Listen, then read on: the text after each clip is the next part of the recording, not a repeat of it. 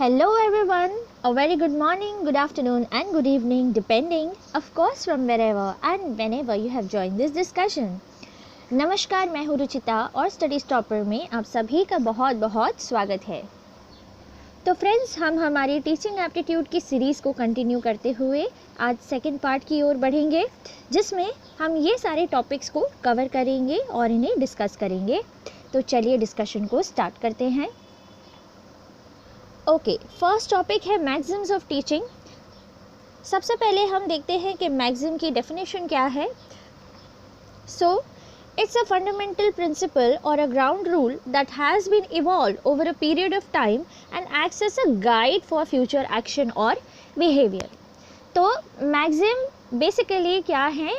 Fundamental principles है जो हमारी टीचिंग की प्रोसेस को और इजी बना सकते हैं, सिंपल बना सकते हैं और टीचिंग करते टाइम या टीचिंग को कैरी आउट करते टाइम आप इन चीज़ों को ध्यान रख सकते हैं और इसी तरीके से अपने लर्नर्स तक अपनी जो बात है वो पहुंचा सकते हैं। चलिए फर्स्ट देखते हैं हम from known to unknown. So teaching जो है वो फ्रॉम नोन टू अननोन जाती है। जैसे आप अगर कोई चीज़ अपने लर्नर्स को समझाना चाहते हैं तो पहले आप उन चीज़ों को टारगेट करेंगे जो चीज़ें उन्हें ऑलरेडी पता है। उसके बेसिस पे आप उन्हें नई नॉलेज को बताएंगे और लिंक करके आप उन्हें वो चीज़ समझाने की कोशिश करेंगे। So this maxim facilitates the initial stage of the learning process with the efforts of the teacher and the subject matter taught. Yes, देखिए टीचिंग क्या है ये तो हम जानते ही हैं, राइट? हमें बेसिक आइडिया तो है, लेकिन जो हमारा फर्स्ट पार्ट था उसमें हमने क्या देखा? हमने वही बेसिक नॉलेज को और छोटे छोटे नए कॉन्सेप्ट्स में अप्लाई किया और उनको समझने की कोशिश की। जैसे हमने उसका नेचर देखा, टीचिंग के कैरेक्टरिस्टिक्स देखे, फिर हमने लेवल्स ऑफ टीचिंग को पढ़ा। तो अब ये सब स्टार्ट हुआ कहाँ से? एक बेसिक नॉलेज से ही, जो हमें ऑलरेडी पता है उसी को हम लिंक करते गए और नई नई चीज़ें पढ़ते गए और इसी तरीके से हम आगे भी पढ़ेंगे, चाहे वो कोई भी सब्जेक्ट हो, राइट? यहाँ पे एक बड़ा सिंपल से एग्जाम्पल दिया गया है। जैसे यहाँ पे बच्चे को हमें समझाना है कि पानी को इंग्लिश में हम क्या कहते हैं? वाटर। पहले आप पिक्टोरियल उसे चीज़ों का सहारा लेकर समझाएंगे कि भाई ये पानी है, क्योंकि वो पिक्चर से तो परिचित होगा ही, राइट? फिर हम देखेंगे कि वो इस चीज़ को किस शब्द से रिलेट करता है और फिर धीरे धीरे हम उसे ये समझाने की कोशिश करेंगे कि इसी चीज़ को इंग्लिश में हम वाटर कहते हैं। ठीक है, वेरी इजी एग्जाम्पल। और इन सब इस टीचिंग वे से क्या होता है? It becomes definite, clearer and more fruitful. Alright, next maxim है फ्रॉम सिंपल टू कॉम्प्लेक्स। तो हमारी टीचिंग के प्रोसेस में हम जब भी लर्नर्स को कुछ समझा रहे हैं तो हम पहले कोशिश करेंगे एक कॉन्सेप्ट को सिंपल वे में समझाने के लिए और फिर उसे उसकी कॉम्प्लेक्सिटी तक ले जाएंगे ताकि लर्नर्स को वो इजीली समझ में आ जाए। Let's see. In the process of teaching and learning, simple or easy things should be presented first to the students and gradually proceed towards complex or difficult things. Fair enough, right? सबसे पहले हमें कोई complex concept को simply समझाने की कोशिश करनी चाहिए, उसके बाद ही उसे हमें उसके complex manner में समझाना चाहिए। The presentation of simple material makes the learners interested, confident and feel encouraged. As they will show interest towards the simple material, they become receptive to the complex material. ठीक है, जब आप simple चीज़ों को समझाते हैं तो उन्हें क्या होता है? लर्नर्स के अंदर एक कॉन्फिडेंस बिल्ड होता है और उन्हें एनकरेजमेंट आती है। जबकि अगर हम सीधे सीधे कॉम्प्लेक्स मैटर उनको समझाना शुरू कर देंगे तो वो बहुत डीमोटिवेटेड फील करेंगे और अनजाने में ही उनमें ये फीलिंग आ जाएगी कि उन्हें कुछ समझ ही नहीं आ रहा, राइट? जबकि उन्हें एक कॉम्प्लेक्स चीज़ को सिंपली नहीं समझाया गया, इस वजह से उन्हें वो चीज़ समझ नहीं आ रही।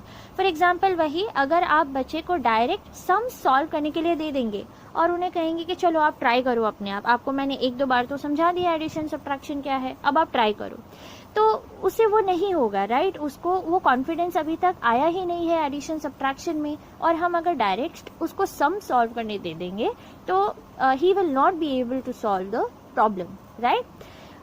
तो हमें क्या करना चाहिए? सबसे पहले सिंपल चीज़ों की प्रैक्टिस करवानी चाहिए। तो सबसे पहले हमें उन्हें खूब सारे एडिशन, मल्टीप्लिकेशन, सब्ट्रैक्शन, डिवीजन के सम्स देने चाहिए for practice, and only then वो वर्ड प्रॉब्लम्स या और हायर लेवल की प्रॉब्लम्स को सॉल्व करने के लिए केपेबल हो पाएंगे. Alright, okay. Next maxim is from concrete to abstract. तो हमारी जो टीचिंग की प्रोसेस है वो कॉन्क्रीट चीज़ों से शुरू होनी चाहिए और फिर एब्स्ट्रैक्ट तक हमें उन चीज़ों को पहुंचाना है. Let's see. Concrete things are solid things and they can be visualized, but abstract things are only imaginative things. The child understands more easily when taught through their senses and never forget that material. देखिए, वैसे imagination हम सबके अंदर होता है, बच्चों में तो इनफैक्ट ज़्यादा हायर लेवल पे इमेजिनेशन डेवलप होता है, राइट. लेकिन जब हम उन्हें नए कॉन्सेप्ट्स को समझाते हैं तब हमें कॉन्क्रीट चीज़ों का सहारा लेना पड़ता है जिसे वो एक्चुअली देख सके और टच कर सके और फील कर सके.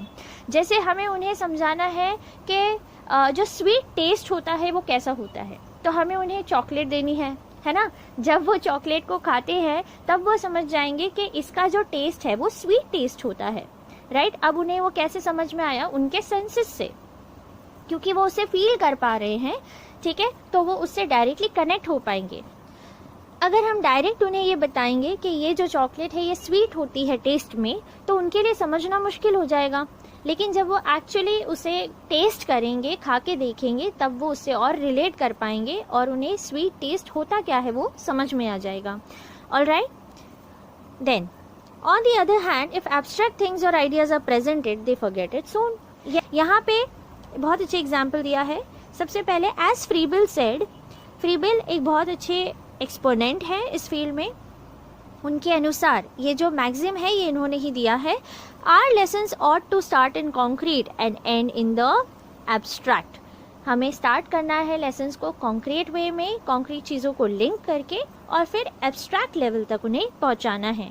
यहाँ पे ज्योग्राफी का एक एग्जाम्पल है जहाँ पे हम बच्चों को पहले विजुअलाइज करवा सकते हैं सन, क्योंकि सन वो देख सकते हैं, उसे महसूस भी कर सकते हैं उनके सेंसेस के द्वारा, और उसको रिलेट करके हम उन्हें बता सकते हैं कि प्लैनेट्स होते हैं, कैसे अर्थ रिवॉल्व करती है, रोटेट कैसे करती है, गैलेक्सीज नाम की कोई चीज़ें होती हैं. तो बस एक हमें क्लू चाहिए, ठीक है, जिससे बच्चे खूब अच्छी तरीके से पहचान सके और उसको रिलेट करके फिर वो दूसरे कॉन्सेप्ट्स को समझ पाएंगे.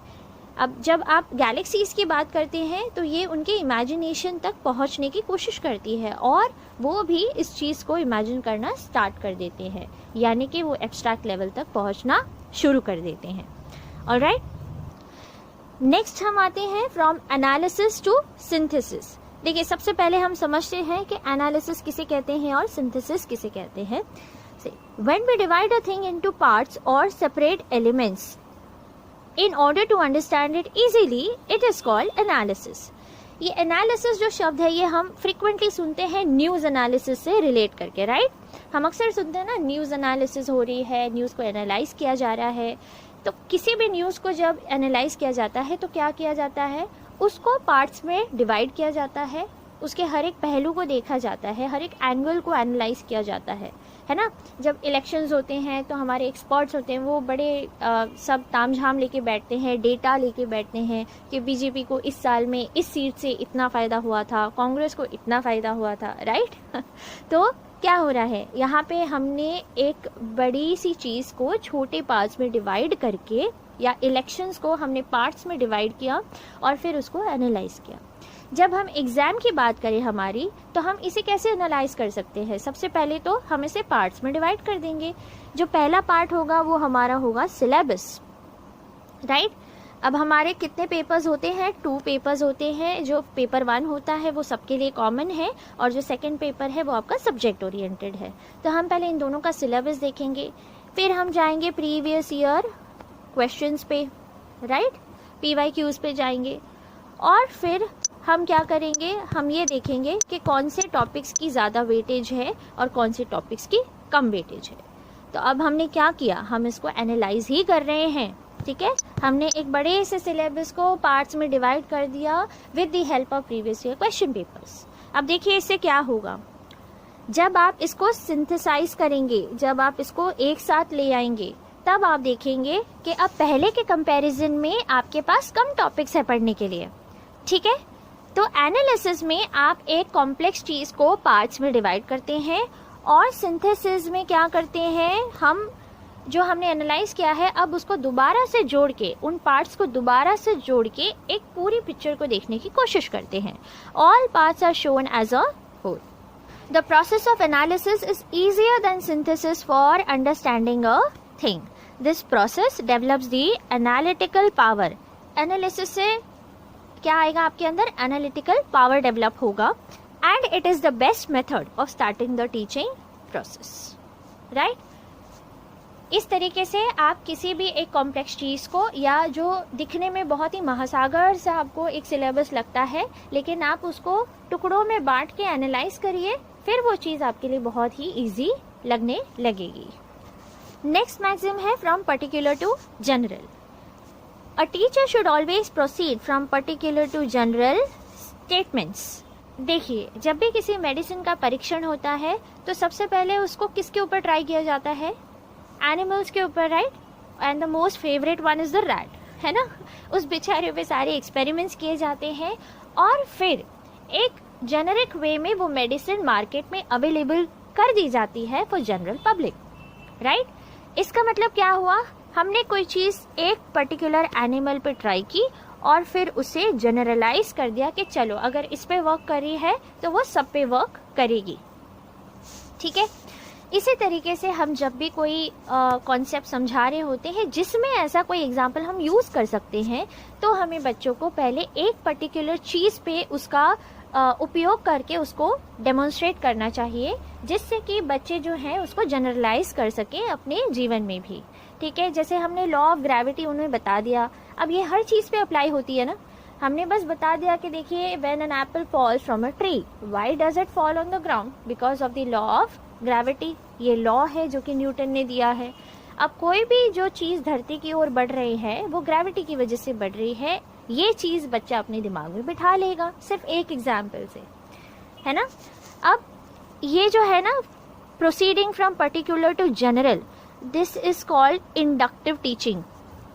ये एक इंडक्टिव वे है, और ये इंडक्टिव एंड डिडक्टिव टीचिंग आगे आपको रिसर्च एप्टीट्यूड में इतना काम आने वाला है कि मतलब आप बात ही जाने दीजिए, इतना पूछा जाता है ये एग्जाम में, बहुत ही इंपॉर्टेंट कॉन्सेप्ट है।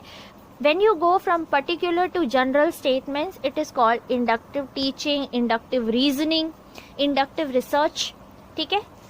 अभी के लिए आप बस इस वर्ड को ध्यान रखिए, inductive. It means going from particular to general. General facts, principles, ideas are difficult to understand, and hence the teacher should always present particular things and then lead to general things. ठीक है। एकदम आप generic कोई बात कर देंगे तो वो तो बच्चे के लिए बिलीव करना ही मुश्किल हो जाएगा। अगर मैं आपको यूं ही कह दूं कि नहीं, ये जो इंडक्टिव टीचिंग वाला पार्ट है बहुत इंपॉर्टेंट है, तो आप भी एकदम से नहीं मानेंगे ना। आपको लगेगा क्यों भाई, हम कैसे मान लें ये इंपॉर्टेंट है।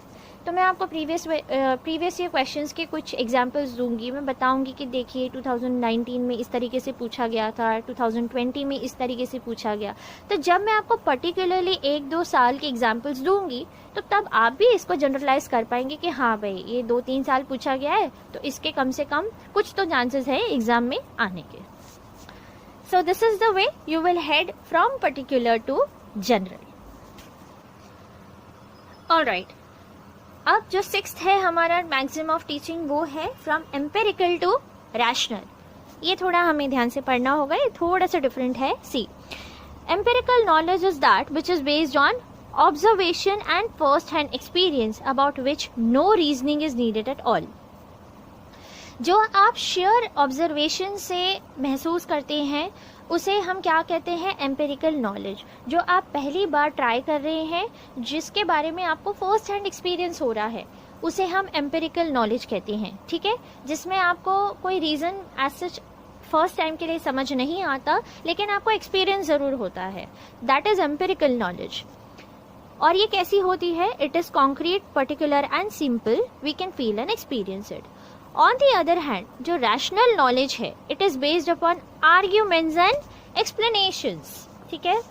देखिए, मेरी फीलिंग ये है कि भगवान है और मैं उन पर विश्वास करती हूँ, पर अगर कोई ऐसा इंसान आ जाएगा जो रैशनल होगा, जो लॉजिकली सोचेगा, उसको हर चीज के पीछे क्या चाहिए होगा, लॉजिक चाहिए होगा कि अच्छा भगवान है तो बताइए, प्रूफ दीजिए, आर्ग्यूमेंट दीजिए मुझे कि क्या आपके पास प्रूफ है कि भगवान है।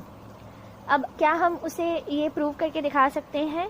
हाँ, कुछ इंस्टेंसेस से दिखा सकते हैं, जैसे भगवान श्री राम के बारे में हम बता सकते हैं, कृष्ण जी के बारे में भी कुछ इंस्टेंसेस हैं जो हमें मिलते हैं। तो आप डिफरेंस समझ रहे हैं इन दोनों बातों के बीच में? एक होती है मेरी बिलीफ, ऑब्जर्वेशन, कोई ऐसी चीज हुई मेरी लाइफ में जिसके वजह से मुझे लगा हाँ यार भगवान है, ये तो भगवान के ही वजह से पॉसिबल हो गया।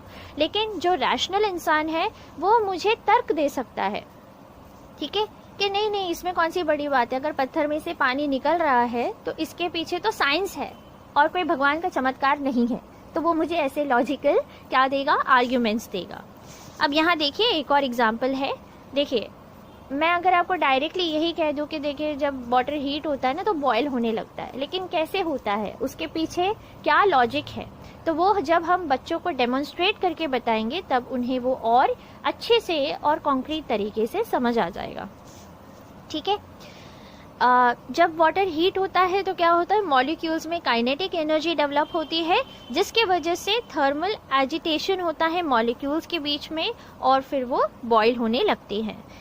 Then this maxim is an extension of some of the previous maxims, namely proceed from simple to complex and concrete to abstract and particular to general, है ना।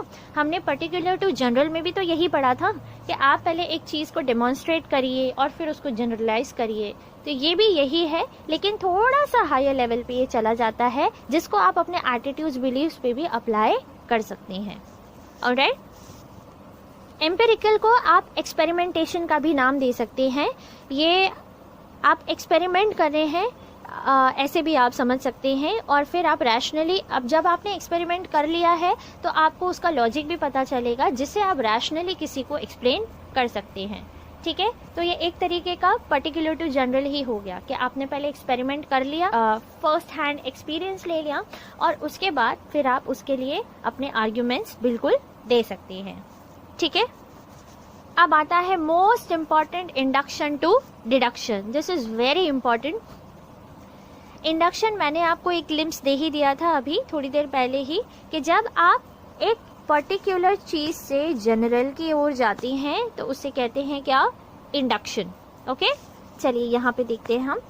The process of deriving general laws, rules और फॉर्मूले from particular examples is called induction, ठीक है। In it, if a statement is true in a special situation, it will also be true in other similar situations. यही इसकी खासियत है।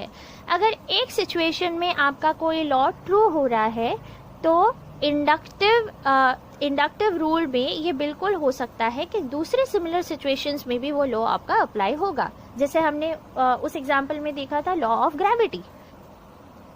It means drawing a conclusion from set of examples. आपने कुछ examples पे उसको ट्राई करके देखा और फिर आपने ये कंक्लूड कर लिया कि अच्छा इन दो चीजों पे हो रहा है तो फिर बाकी और सारी चीजों पे भी ये रूल अप्लाई होगा, ठीक है। While using this process in teaching, a teacher has to present particular examples or experiences and tell about similarity of their attributes. अगर आपने कोई एक पर्टिकुलर एग्जाम्पल दिया है तो आपको उन 3-4 एग्जाम्पल्स के बीच की सिमिलैरिटी को समझाना है जिसके बेसिस पे हम उसको दूसरे लॉज में या दूसरे एग्जाम्पल्स में भी अप्लाई कर सकते हैं। अब आते हैं डिडक्शन। डिडक्शन का मतलब क्या है, अब आप रिवर्स जा रहे हैं। अब हम जा रहे हैं फ्रॉम जनरल टू पर्टिकुलर, ठीक है। ये देखिए, we derive a certain particular conclusion from general laws, rules और प्रिंसिपल। ये हिस्टोरिकल एग्जाम्पल्स में काफ़ी एप्लीकेबल हो सकता है जहाँ पे हमें एक हिस्ट्री पता है ना, और वो जनरली सबको पता है कि ब्रिटिशर्स ने इंडिया को अपनी कॉलोनी बना लिया था। अब कैसे बनाया, क्यों बनाया, किस तरीके से बनाया, तो जब आप उसके डिटेल्स में जाएंगे तब आप क्या कर रहे हैं, आप एक जनरल बात से आप पर्टिकुलर चीज़ पर जा रहे हैं, ठीक है। तब आप उसको क्या कहेंगे, डिडक्टिव टीचिंग कहेंगे। ऑलराइट, नेक्स्ट मैक्सिम है फ्रॉम साइकोलॉजिकल टू लॉजिकल। देखिए, बच्चे की जो साइकोलॉजी है वो किस मेंटल स्टेट में है और किस एज ग्रुप में है वो बहुत इम्पॉर्टेंट है। तो आपकी यहाँ पे जो टारगेट ऑडियंस है, जिस एज ग्रुप के आपके लर्नर्स हैं वो बहुत इम्पोर्टेंस रखते हैं, और साथ ही साथ वो किस साइकोलॉजिकल स्टेट में होंगे वो भी बहुत इम्पोर्टेंस रखता है। देखिए, modern education gives more emphasis on psychology of the child. The child's psychological development is of utmost importance than any other thing. हमें इतना स्ट्रेन लर्नर्स को नहीं देना है कि उनकी जो साइकोलॉजिकल डेवलपमेंट है वही अफेक्ट हो जाए, और वो भी नेगेटिव मैनर में। हमें बिल्कुल बहुत ही ध्यान से इस बात का बिल्कुल केयर करनी है कि उनकी जो भी साइकोलॉजिकल स्टेट होगी उसको साथ में लेके चलते हुए ही हमें उनके अंदर नई नॉलेज को इनकलकेट करना है। Alright, psychological approach takes into consideration, क्या क्या कंसिडरेशन में लेती है ये अप्रोच? द प्यूपिल यानी जो लर्नर है उसके interest, abilities, aptitudes, development level, needs and reactions, इन चीज़ों को हमें ध्यान में रखते हुए उनको नॉलेज प्रोवाइड करनी है। हमें उन पे किसी भी तरह का दबाव क्रिएट नहीं करना है। नॉर्मली आपने देखा होगा जब बच्चों को हम डिसिप्लिन के बारे में थोड़ा सा बताने लगते हैं कि देखिए डिसिप्लिन में रहना चाहिए, है ना, टाइम टेबल के हिसाब से आपको अपनी बुक्स को लाना चाहिए, अपना एक रूटीन बनाना चाहिए, इतने आवर्स आपको पढ़ाई में डेडिकेट करने चाहिए। वो बेचारे ऊब जाते हैं, उन्हें लगता है यार घर में भी वही लेक्चर है, बाहर भी वही लेक्चर है, हम कहाँ जाएं, है ना। तो हमें इस तरीके से ये बातें उनके अंदर डालनी चाहिए कि वो उसको रिलेट कर पाए। अगर हम किसी बड़ी पर्सनालिटी का एग्जाम्पल दे देते हैं, जैसे बच्चे जो है वो स्पोर्ट्स से बहुत जुड़े हुए होते हैं, उन्हें बॉलीवुड से भी बड़ा लगाव होता है है ना, जो एक्टर्स एक्ट्रेसेस, ये जो बच्चे हैं उनकी इमेजिनेशन बहुत ज़्यादा हो जाती है और वो इन बड़ी पर्सनालिटीज़ को बहुत ज़्यादा फॉलो भी करने लगते हैं। तो हम जब इनका एग्जाम्पल लेके अगर उन्हें कोई चीज़ समझाते हैं तो वो थोड़ा सुनते भी हैं, अदरवाइज वो सुनते ही नहीं है ना। तो हमें इन्हीं बातों को ध्यान में रखकर उन्हें ये सारी जो और एक्स्ट्रा बातें होती हैं जो उनकी लाइफ में बहुत काम आएंगी, इन बातों को उनके अंदर इनकलकेट करने की कोशिश करनी चाहिए। See, the teacher should keep in mind the psychological selection of the subject matter to be presented before the pupils. जो मैं अभी सब्जेक्ट मैटर बच्चों को पढ़ाऊंगी वो उनके ऊपर कितना असर करेगी और किस तरीके से असर करेगी। क्या वो डायरेक्टली उस बात को सुनेंगे? अगर डायरेक्टली नहीं सुनेंगे तो हमें ऐसा कुछ तरीका अपनाना पड़ेगा, ऐसी ट्रिक अपनानी पड़ेगी जिससे कि वो इंटरेस्ट लेके सबसे पहले तो सुने। क्योंकि अगर वो सुनेंगे ही नहीं तो हमारी किसी भी बात का कितना ही अच्छा पढ़ा लें हम, तो कोई मतलब ही नहीं रहेगा। ऑलराइट, उनका अटेंशन खींचना बहुत ज़रूरी है। और इसी के साथ साथ जो लॉजिकल अप्रोच है उसमें क्या आता है, it considers the arrangement of the chosen content into logical order and steps. It is child centred magazine. इसका मतलब क्या है, देखिए यहाँ हम ये बात नहीं करें कि आप लॉजिकल वे में बातों को कहिए, नहीं, वो वाले लॉजिक की बात नहीं हो रही है। यहाँ पे पहले हमने समझ लिया कि बच्चे की साइकोलॉजी क्या है ना। देखिए यहाँ पे एक एग्जांपल है, उसके बाद मैं आपको ये बताती हूँ।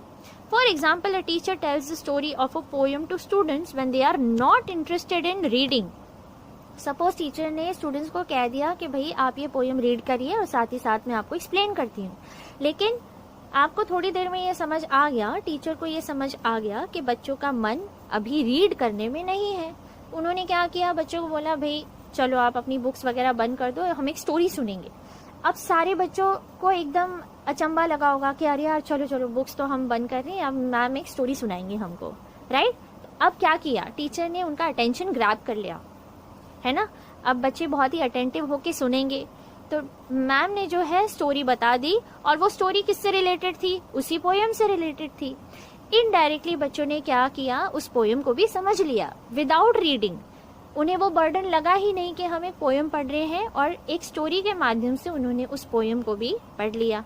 अब बाद में जब वो पोएम को एक्चुअली पढ़ेंगे तो उन्हें बड़ी इजीली वो चीज़ समझ में आ जाएगी। इसका मतलब क्या किया, जो टीचर है उन्होंने यहाँ पे लॉजिकल सीक्वेंस इस तरीके से क्रिएट किया कि डायरेक्टली पोएम को ना पढ़ाते हुए उन्होंने क्या किया, एक स्टोरी बता दी। तो जब आप साइकोलॉजी को समझ के अपने कंटेंट को बहुत ही लॉजिकल ऑर्डर में प्रेजेंट करते हैं, तब हम कहेंगे that we are going from psychological to the logical aspect of the learners. ठीक है, ये थोड़ा सा हटके था ये वाला मैक्सिम, तो हमें इस चीज़ को ज़रूर ध्यान में रखना चाहिए। नेक्स्ट है फ्रॉम एक्चुअल टू रिप्रेजेंटेटिव। ये बिल्कुल आपका कॉन्क्रीट से एब्स्ट्रैक्ट वाला जो था बस उसी के सिमिलर है ये। First hand experiences makes learning more vivid and efficient than to give them representative ones, है ना। सबसे पहले आपको अपने जो फर्स्ट हैंड एक्सपीरियंसेस के बारे में ही लर्नर्स को बताना चाहिए, और ऐसे एक्सपीरियंसेस होने चाहिए जो शायद उन्होंने भी कभी ना कभी अपनी लाइफ में इसे जिया हो, ठीक है। A teacher, while selecting the content for presentation, should make all efforts possible to present it through actual, natural or real objects from their improvised representative ones like pictures, models, etc. Suppose आप कोई chapter पढ़ा रहे हैं तो हमें ये बिल्कुल कोशिश करनी चाहिए कि उससे रिलेटेड हम उन्हें कोई वीडियो दिखा सकें, कोई एक्चुअल पर्सनालिटी हो, है ना। फॉर एग्जांपल मैरी कॉम जी पे अगर कोई चैप्टर है तो हम शुरुआत में थोड़े उनकी जो एक्चुअल जिंदगी के बारे में कोई डॉक्यूमेंट्री होगी तो हम उन्हें वो बता सकते हैं। तो यहाँ पे हमने किस चीज़ का सहारा लिया, एक्चुअल जो उनकी लाइफ है हमने वो बता दी, और फिर अब जब हम चैप्टर पढ़ेंगे तो वो उसका रिप्रेजेंटेशन हो जाएगा, ठीक है। यहाँ पे देखिए क्या एग्जाम्पल दिया है।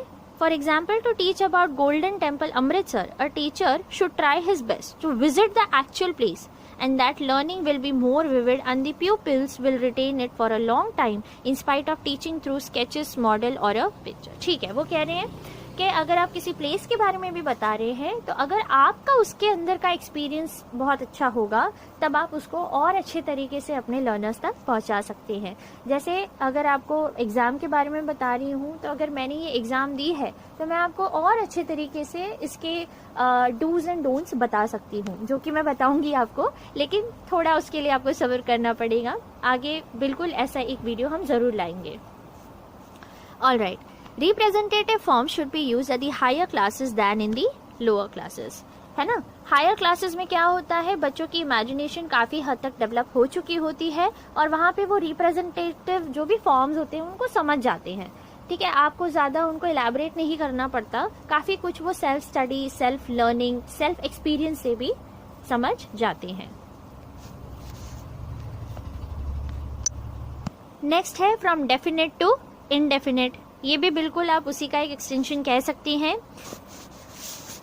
A teacher should always start from definite because definiteness has its limited boundaries and jurisdiction than indefinite things.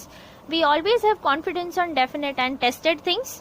Hence, a teacher, while teaching any content, should first present definite things, ideas, and then the learner can learn indefinite things easily.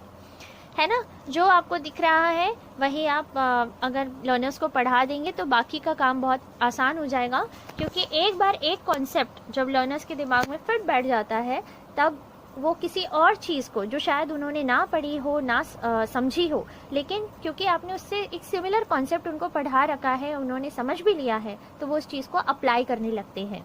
फिर आपको हर चीज़ के लिए दोबारा उन्हें समझाना नहीं पड़ता है।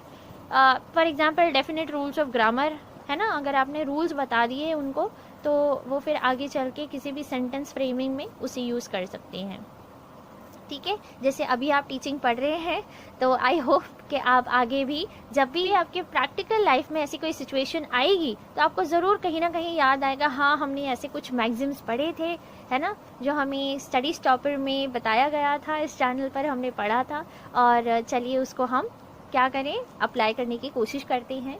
तो बस यही है, जहाँ से भी आप जो कुछ भी अच्छा सीख लेते हैं और समझ लेते हैं और जो आपको क्लिक कर जाती है चीज़, वो आप कभी नहीं भूलते। ऑलराइट, इन 11 मैगज़ीन्स के अलावा और भी 3 मैगज़ीन्स हैं जो हम फॉलो कर सकते हैं, जैसे कि फॉलो नेचर। अब यहाँ पे हमें किसका नेचर फॉलो करना है? ऑफ कोर्स हमारे लर्नर्स का नेचर हमें फॉलो करना है, क्योंकि देखिए भले ही जो कमान है और जो रेगुलेटर है वो टीचर्स होते हैं, लेकिन हमें कहीं ना कहीं लर्नर्स के हिसाब से ही हमारी टीचिंग प्रोसेस को करना पड़ता है, आगे बढ़ाना पड़ता है, क्योंकि हमारा जो अल्टीमेट एम है वो तो यही है ना कि लर्नर्स को हमारी जो बात है या जो कॉन्सेप्ट हम पढ़ा रहे हैं वो अच्छे से समझ आ जाए। Hence regulating the environment according to the nature of the learners, ठीक है। अगर आप इस प्रिंसिपल को फॉलो करेंगे तो बहुत ही अच्छे से लर्नर्स को हम हमारी बात पहुंचा पाएंगे। दूसरा है ट्रेनिंग ऑफ सेंसेस। देखिए, see it will be better if all और maximum senses like sight, smell, taste, hearing and touch can be used and applied in teaching wherever possible. देखिए, अगर हम इस प्रोसेस में एक्टिविटी को भी इन्वॉल्व करें, किसी न किसी तरीके से हम लर्नर्स को किसी न किसी एक्शन में अगर एंगेज रखेंगे तो उनकी लर्निंग प्रोसेस और इजी हो जाएगी और उन्हें अच्छे से चीज़ें समझ आएंगी। अब ये जो मैगज़िम है ट्रेनिंग ऑफ सेंसेस, ये हमें दिया है मॉन्टेसरी एंड फ्रीबिल ने। They are the main proponents of this maxim. इनके अनुसार अगर आप बच्चों को या लर्नर्स को कोई ना कोई एक्टिविटी भी दे देंगे और उसके ज़रिए उन्हें सिखाने की कोशिश करेंगे तो उनके दिमाग में वो चीज़ ज़्यादा लंबे समय तक और डीपली इम्पैक्ट करेगी। तो इसे हमें बिल्कुल ध्यान में रखना है। Montessori and Froebel are the main proponents of this maxim called as training of senses. Alright, और लास्ट में आता है एनकरेजमेंट टू सेल्फ स्टडी।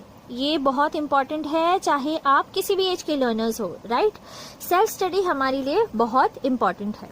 तो ये हमें दिया है, ये जो कॉन्सेप्ट है ये हमें दिया है डाल्टन ने। ठीक है, हमें एज टीचर्स लर्नर्स को ये समझाना चाहिए कि सेल्फ स्टडी बहुत इंपॉर्टेंट है। सिर्फ पढ़ाई उतनी ही नहीं होती जो आपके स्कूल में हो गई है ना, जो क्लासेस में हो गई। मेन पढ़ाई तो वो है जो आप खुद करते हैं। आप सेल्फ स्टडी कितना करते हैं और कितना डीप जाके चीज़ों को समझने की खुद से कोशिश करते हैं, वही आपकी एक्चुअल स्टडी होती है। देखिए, टीचर्स और क्लासेस और ये जो बाकी चीज़ें हैं ये तो बस एक माध्यम है ना। इसीलिए एज टीचर्स हमें हमेशा ये कोशिश करनी चाहिए कि लर्नर्स को सेल्फ स्टडी की हम इम्पोर्टेंस बता पाएँ। सो दीज वर दी मैगज़िम्स, और ये बिल्कुल ध्यान में रखिएगा कि ट्रेनिंग ऑफ सेंसेस हमें मॉन्टेसरी और फ्रीबिल ने ये दिया है एंड सेल्फ स्टडी का जो कॉन्सेप्ट है ये हमें डाल्टन ने दिया है। इसके बाद के जो टॉपिक्स हैं जो प्रिंसिपल्स ऑफ टीचिंग से स्टार्ट होते हैं वो हम नेक्स्ट वीडियो में कवर करते हैं, बिकॉज आई थिंक ये वीडियो ऑलरेडी बहुत ज़्यादा लॉन्ग हो चुका है। तो यहाँ पे हम स्टॉप करते हैं और इसके सेकेंड पार्ट में जो बाकी के टॉपिक्स हैं वो कवर करते हैं। Till then take care, study well, thank you.